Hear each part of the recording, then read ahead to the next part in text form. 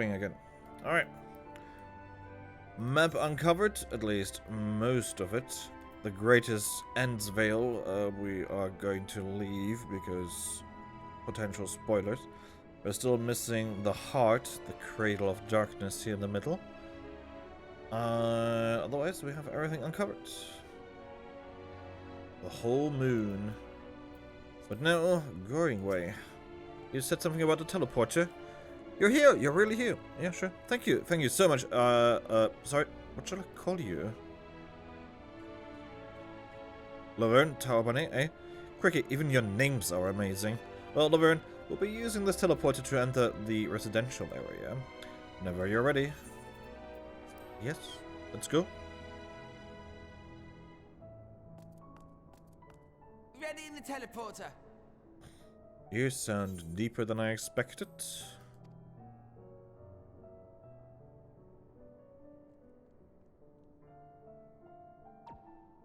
Boop.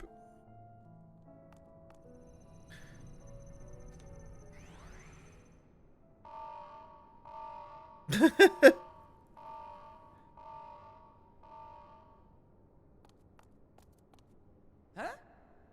Access to living quarters restricted due to reconstruction. Then where is it? Oh no!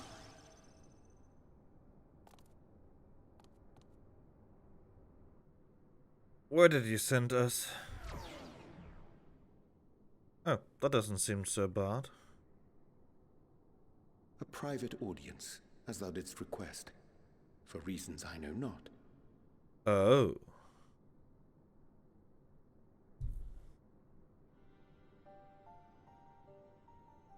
Just a precaution. I'd rather I didn't have to ask the question at all, but I take my responsibilities very, very seriously. Do you and your friends, by any chance, find our accommodation wanting? Be honest, brutally even. I mean, the accommodations are fine. 'Twould be ungracious of me to belittle the efforts of thee and thine. Lovely sentiment, really. But the disappointment is writ plain on your comrades' faces. It's all the more frustrating since no one will come out and say what they find wanting.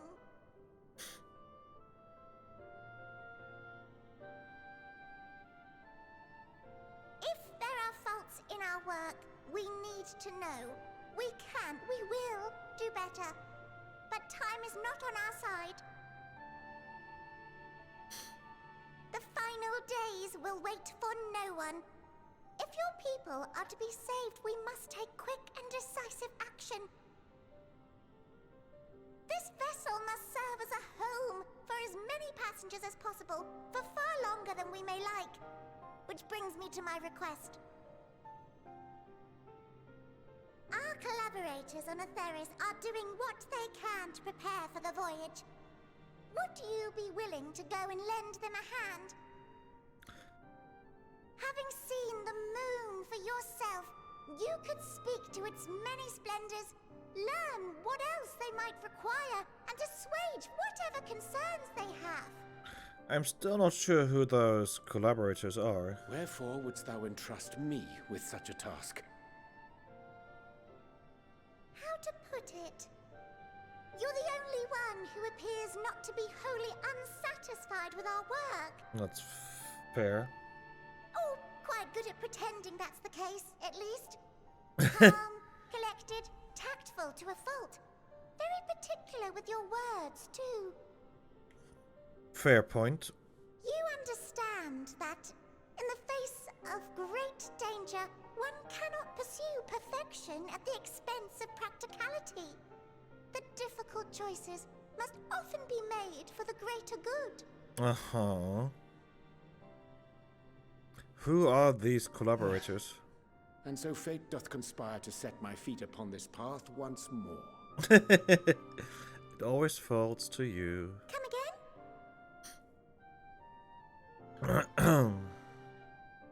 Ah, idle musings. 'Tis no trifle thou dost ask. Yet full well do I understand the urgency and necessity.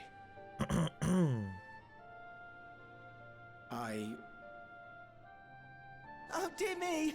Dear me. I was terribly sorry for the mix-up. It's a bit of a malfunction. I hadn't realized the residential quarters were inaccessible, you see. But you're still in one piece. So, all's well that ends well, yes? Won't happen again. I promise. Could have waited like 20 more seconds or something. I was listening to something here.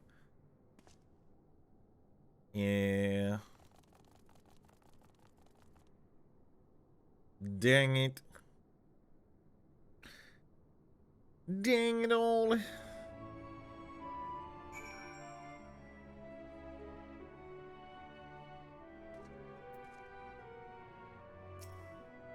Gosh, that was embarrassing. I promise to be more careful from now on. Since the residential quarters are closed for now, I've rerouted the teleporter to allow travel between floors instead. Hopefully it proves useful in the meantime. I mean, up, yes, down, less so.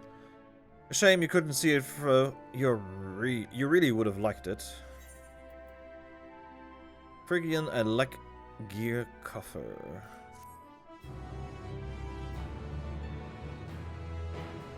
You can now travel between... Yeah, thank you.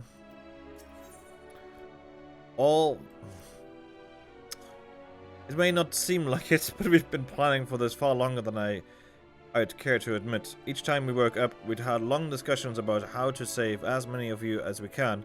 Felt like everyone had an opinion on this or that. But the one thing we all agreed upon was that the people of FFXIV wouldn't take action to save themselves until it was far too late. That's why we're striving to make the moon a vibrant, magical place they'd hop at the chance to visit, while I'm waiting for the flames of oblivion to get them off their tails and force them to accept our invitation. The residential quarters may not be up to the necessary standards just yet, but there are plenty of other places worth seeing. You already had a look around at the Curatorium, but wait until you see what's waiting for you at the east end of the boroughs. Follow me. That's why I didn't want to go there yet, because I was expecting them to do a grand tour, so to speak. We need to go down.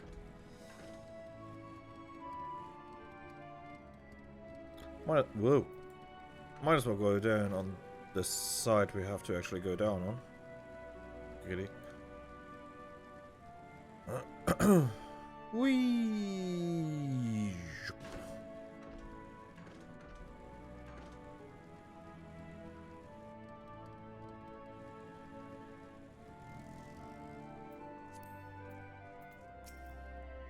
Good, you're here.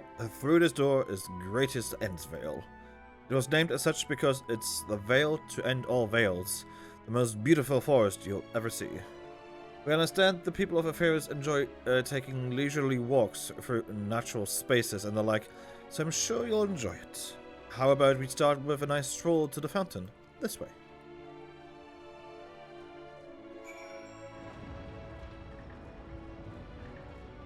Okay.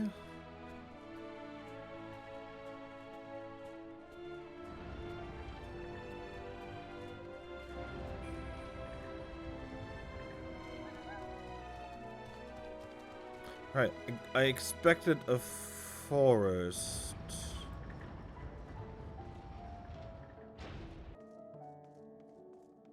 This is not quite what I was expecting to see.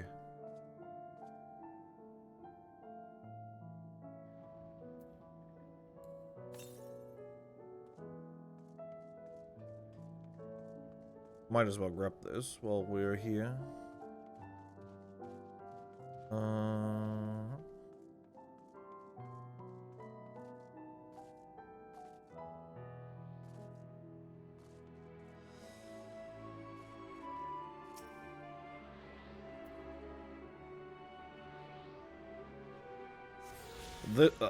This entire game is leaving me speechless.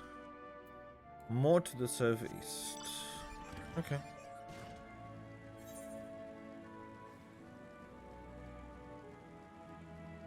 Well, I guess I can have a look around now. It shouldn't hurt.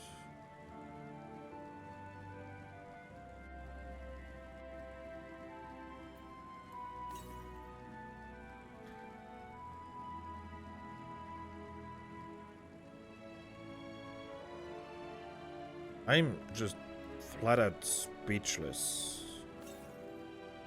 191 serve ease.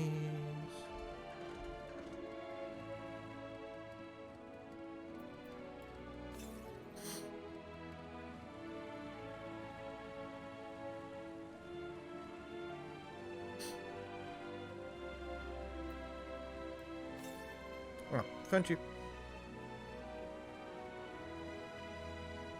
Or should I say fountain?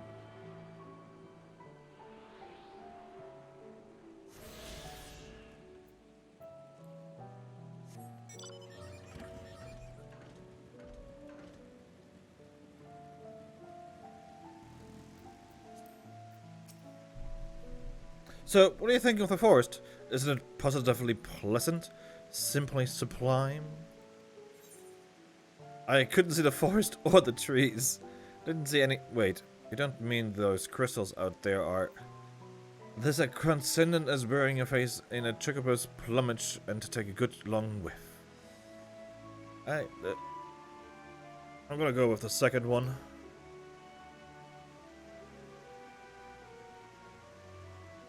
Right, you are. Our forest is made of crystals and constructs, dotting the landscape as far as the eye can see.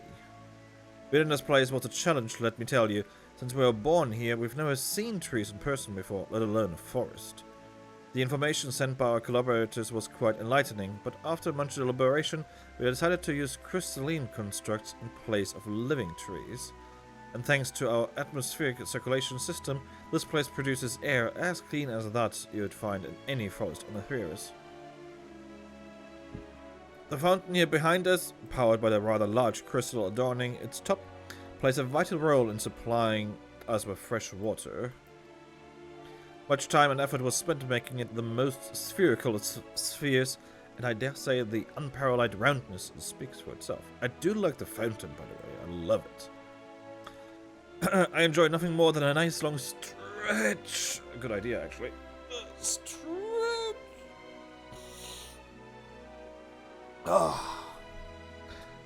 And a spot of relaxation whenever I come up here. You look like you could do with a stretch yourself. Oh, thank you, game. Stretch. Excuse me. Stretch.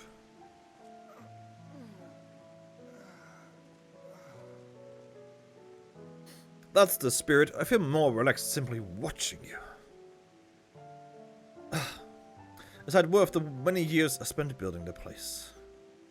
If it's not too much to ask, it's always been a dream of mine to take a walk through the forest with someone from Etheirys. Could we, maybe? Sure. You will? Oh, be still, my quivering whiskers. Alright, we know this text already, so it's fine. So where are we going? Down here, I suppose. Let's be nice and actually take a stroll.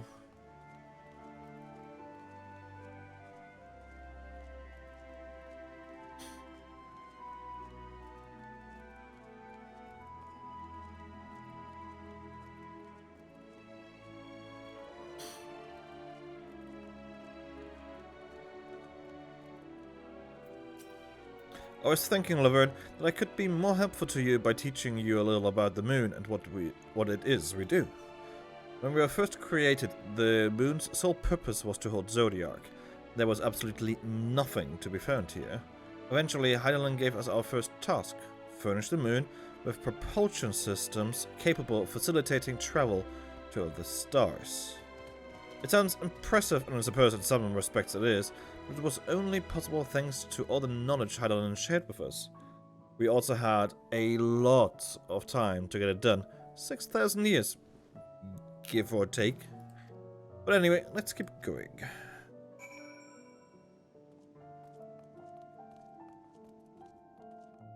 Alright, enough RP walk. Kinda wanted to not go there yet. I see this, and I am curious. Ask if you can taste the rainbow crystal. What? No. I'm not sure what it is you do with crystals of the Spheres, but we don't eat them, and certainly not this one. It's possessed of all 6 elements: wind, lightning, fire, earth, and ice and water. We use crystals like these to maintain the moon's elemental equilibrium. It's worth mentioning, though, that because of Heidelin's influence, being the embodiment of tranquility and stasis and all, manipulating the elements here is different than it might be on Ephesus. The conjuring of fire would sooner dry your clothes than singe them, for example. Put simply, the etheric conditions are ill-suited to growth, which is why the surface is mostly barren. Of course, this was all necessary to keep the raging energies of Zodiac in check.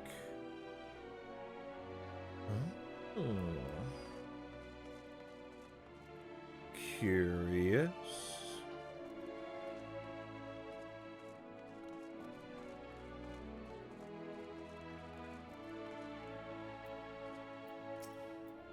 This may come as a surprise, but we didn't begin building the habitable areas until after the propulsion systems were ready. Considering how long it took, I wish we'd started sooner. Who would have thought we'd need 4,000 years to make all this? It certainly wasn't work you dare rush either. We had to create infrastructure and countless supporting systems, some of which wouldn't be operational until hundreds of years later. And then there was that brief period where our productivity came to a screeching halt, when that bizarre red satellite was sent up from Ephesus, the Elegance Mischief, I think. We thought maybe some new nefarious actor was colluding with Zodiac. All we could do was to stand by and brace ourselves for the worst. I can't tell you how relieved we were when Heidelin informed us of its destruction. Oh yes, there was much joyous humming that day.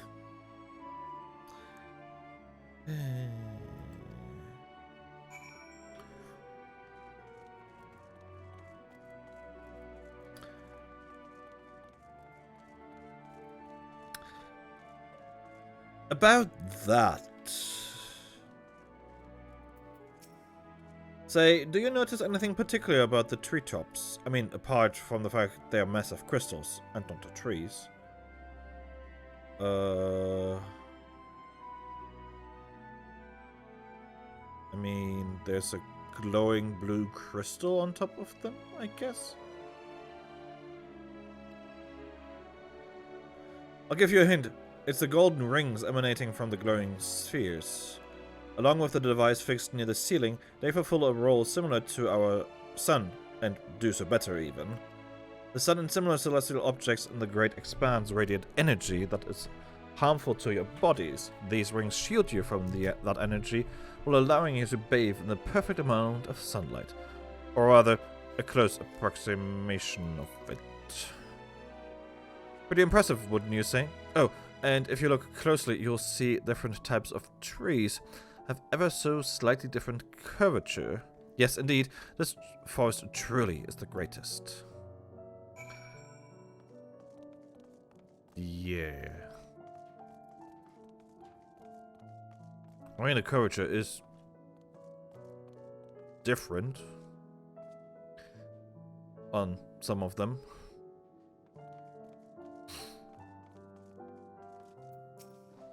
There was something else I wanted to tell you about. Oh, right.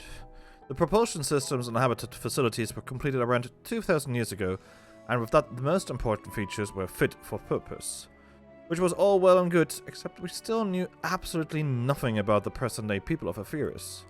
Wanted to go and visit Ephesus yourselves, you might ask? Strictly forbidden. Were our technology or knowledge of the moon's true purpose exploited for evil ends, the result could have been disastrous. Then there were a few more rejoinings, and it became increasingly difficult to converse with Heidelin. Fearful we might lose the ability to communicate with her altogether, we beseeched her to find people on Ephesus we could trust to help. We were quite fortunate everything worked out as it did. We're getting close to that question. Who are the collaborators?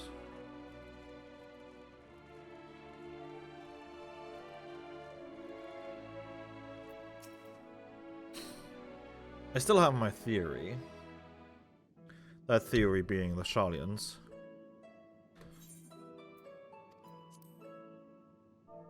1 second.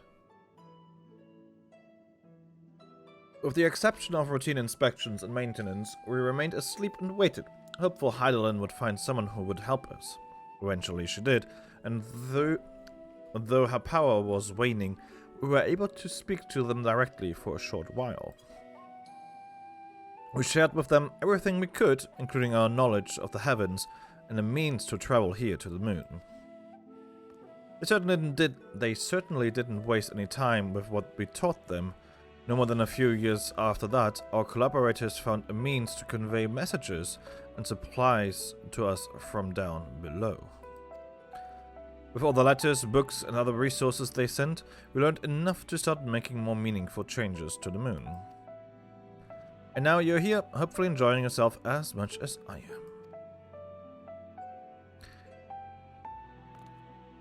I knew you would like a greatest Endsvale. I knew it. Thank you again for coming here. By the way, I know it was just a walk through the forest, but it meant a lot to me.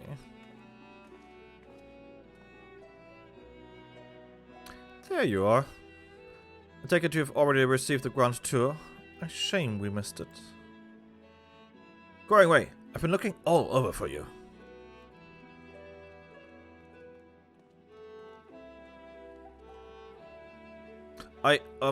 Is this about the teleporter to the residential area? No, never mind that. We have more pressing matters at hand. I'll be calling an emergency meeting shortly, and your attendance is required. Really? Can't imagine why you'd need me there, but if you insist. We won't be away long, so you all are more than welcome to continue looking about the burrow. Now, come along, growing way, sorry. Before we arrived, you seemed to be in the midst of a rousing conversation with your guide. Did you learn anything of import?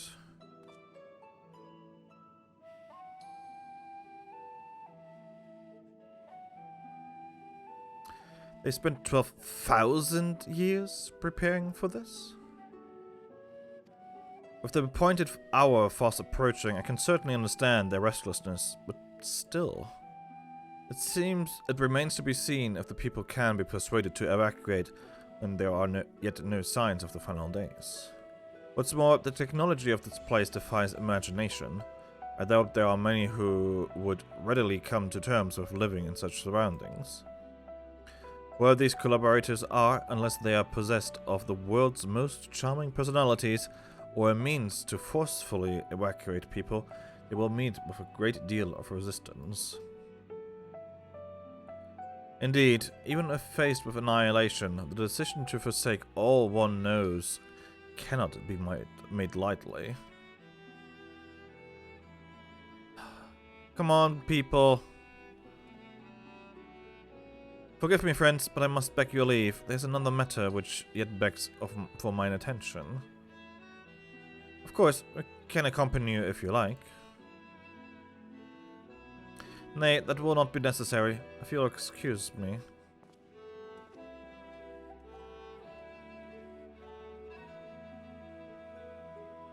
Can we just call him out for that?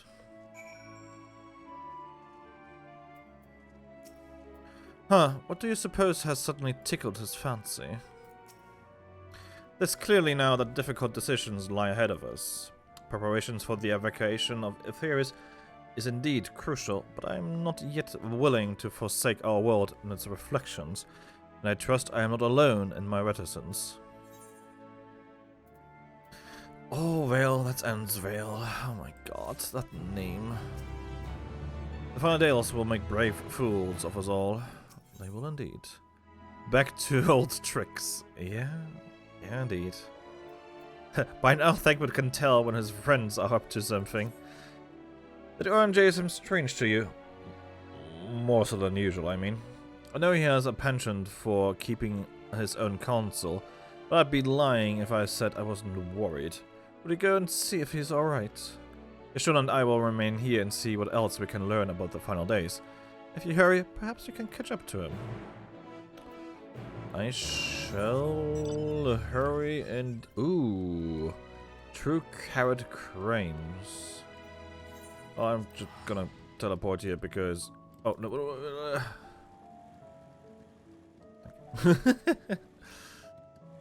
That's so much faster. Alright. Now just the center remains. Okay, cool. And I'm going to go and pick up the quest shortly. Like the side side quests? Side quests. Okay. 2.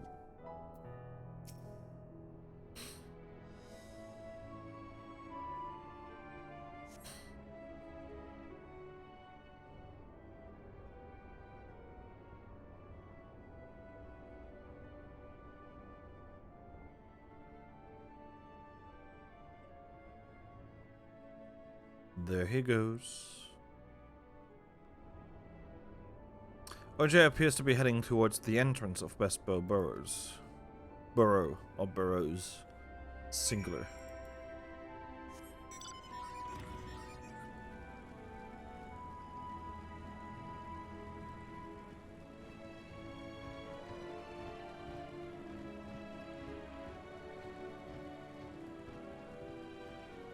Let's go up, up, up, up, up we go. I know there's a teleporter somewhere, but whatever. This is fine.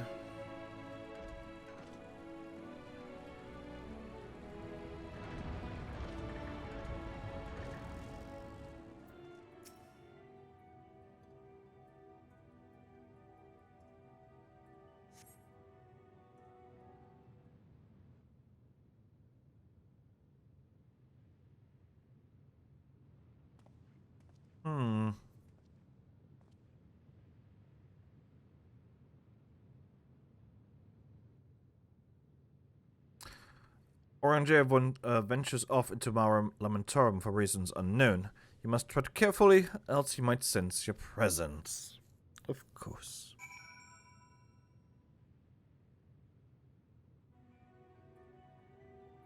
Yeah. We know this.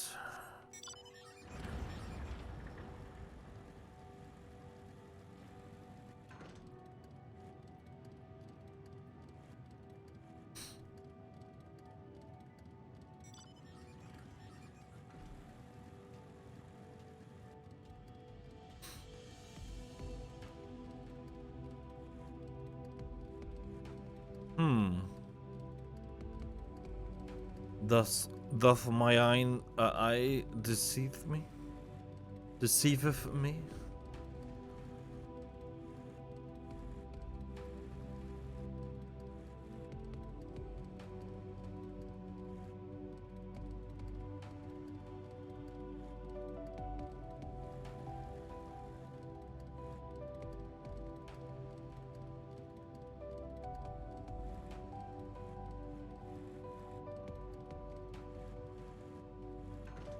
Who's there?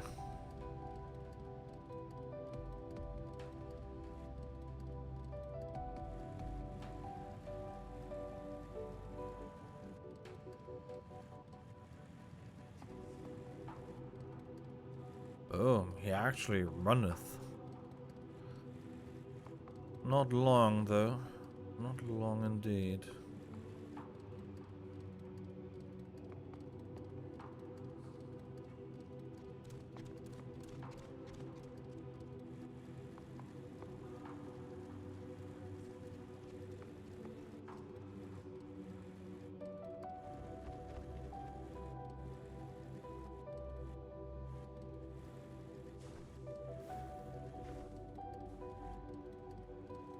Duty complete.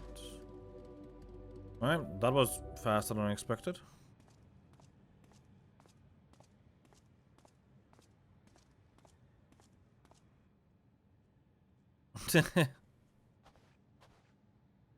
Thine arrival is timely as ever. Of course it is. And he knew I was following him. Thou didst chance to overhear my conversation with Livingway, I presume? Yeah. Most of it, at least. 'Twas not mine intent to move in shadow. Nevertheless, I have been asked to do that and more yet again. Is it so plain that these strangers could intuit it at a glance?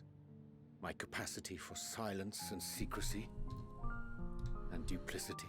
Aww. When Grahatir did contrive to deliver the first at the price of his own life, I was complicit in the scheme. A sacrifice averted for a mercy. Would that I could say the same for Minfilia. One life for one world. And by that bloody bargain brokered by my hand were the scions robbed of a dear comrade, and Flamine her beloved daughter. You went for some shit. Two souls, whose selflessness was beyond measure, whose resolve was unshakable. They would not be moved even had I thought to protest. But protest I did not. Far from it. I pushed them forward. No effort did I make to seek out alternatives, ones that would not demand such terrible costs.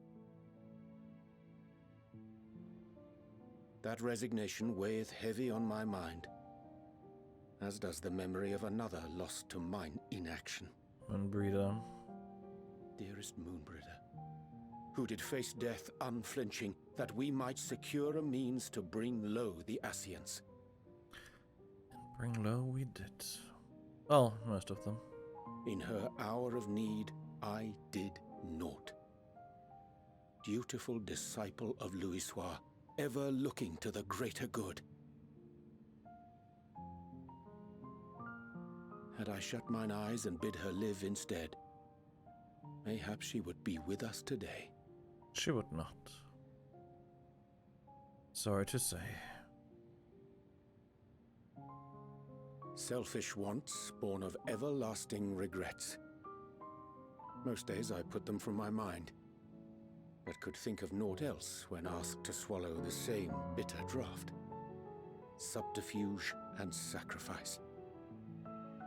Mayhap the right moral choice, but one I regard with great trepidation.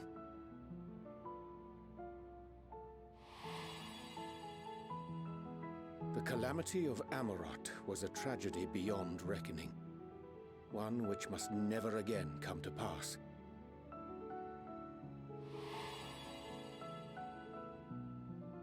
Thus must we struggle, haunted by ghosts of those we have lost, clinging to those we pray we can yet save. Thank you. Finally someone saying those words again. But what of those we cannot? How do we make peace with the dreadful algebra of necessity? We don't. Sometimes there's no right answer. Have faith in yourself and your decisions. Take heart and protect well those you can. Would that we had time to weigh the costs. No, have faith in yourself and your decisions. Take heart and protect well those you can. I like that answer the most, actually. Sage counsel indeed. Actually, I'm a paladin. I see. Wisdom as befits a great worm. Curious that he should think thee in need of such encouragement. Yeah, and that is what Vidras told us, basically. Strange. Scarcely can I remember when last we spoke alone, and so candidly. I didn't think we ever did. I thank thee. For all my supposed skill with words, I find it difficult to express such private thoughts. As for the Loporrit's proposition, I will take time and consider how to respond. Secrecy and subterfuge. 'Twould be to our mutual benefit if we could converse more openly with our aspiring caretakers. A concern I should be glad to address on the Scion's behalf. To dispense with all pretense and bare one's heart to another is a frightening thing indeed. Oh, yes. But we cannot move forward ere we take that bold first step. A lesson I have learned many times before. And today.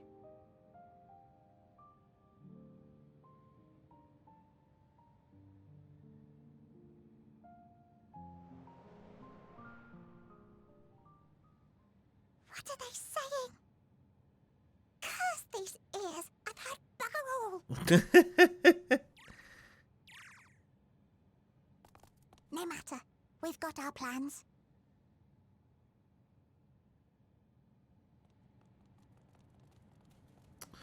These loperets. Oh my. Oh my, oh my, oh my. In truth, my reason for travelling hither was to effect a plan of my own. A plan which may pave a way forward for us all. May, I say, for there is no guarantee of success. This is the reason I set out alone, that failure, should it come, would be mine to bear alone. Yet thou standest before me with proffered hand and open heart. Would be remiss of me to refuse thy amity, and so I ask, wouldst thou join in mine endeavour? Yeah? Of course, stood, setting things straight. I thank thee for accompanying me. This is a simple plan, in truth. We shall not be long away from Bestway's burrow. Difficult decisions must needs be made in the coming days, but I nevertheless believe we are all of one mind in our desire to save the people of Eferis. To make clear our resolve to the Loperits, I would offer them a gift, but its making doth require a most singular ingredient.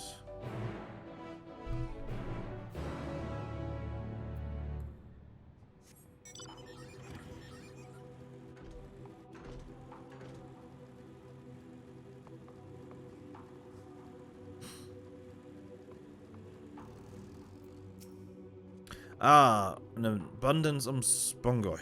Excellent. I chanced to spy this aggregation when crossing Zodiac's erstwhile prison.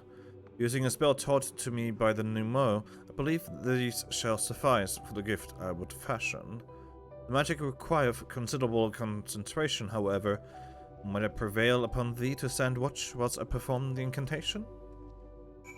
Yeah, sure.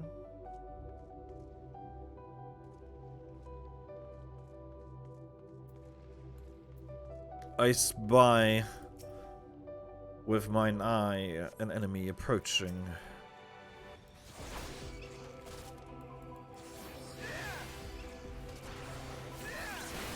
I forgot to buy myself a Fafnarian onion again.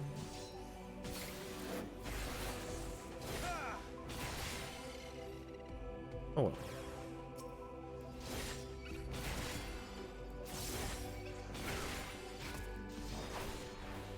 Well, not really hearty. Drink.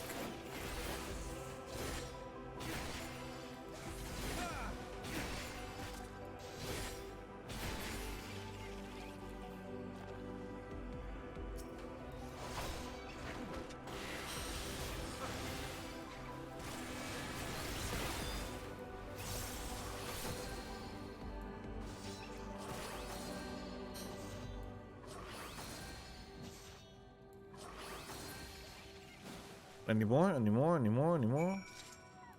Nope.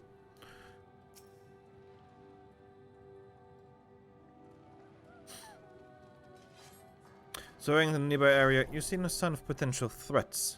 This would be a good opportunity to see how Orange is faring. Okay.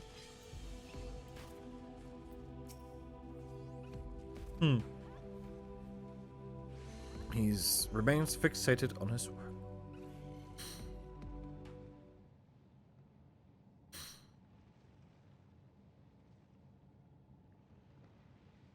There, this is done. 'Tis done. Magic ink every ounce as efficacious as that crafted by the Numo.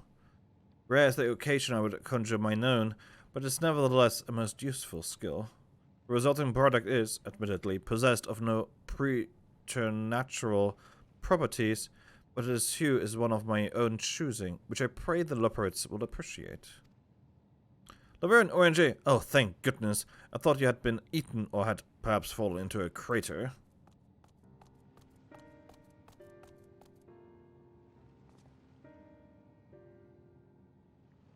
Yashula has been looking all over for you, Laverne. She says she needs to speak with you about something most urgent. Dire, even. She was also quite clear that she wishes to speak with Laverne alone, which means, I'm afraid, you must stay behind, Oriange. But worry not, it just so happens we need your help with an errand. Delivering a package from the Watcher's Palace to Bestway Borough. It's quite large and heavy, perhaps even too heavy for we poor Loperites, and we would be ever so grateful if you could lend us a hand.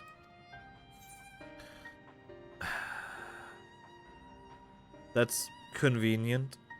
Suspiciously convenient. Are you insinuating I would betray the trust of Heidel's chosen? Or worse, do you think to risk getting on Yashtula's bedside?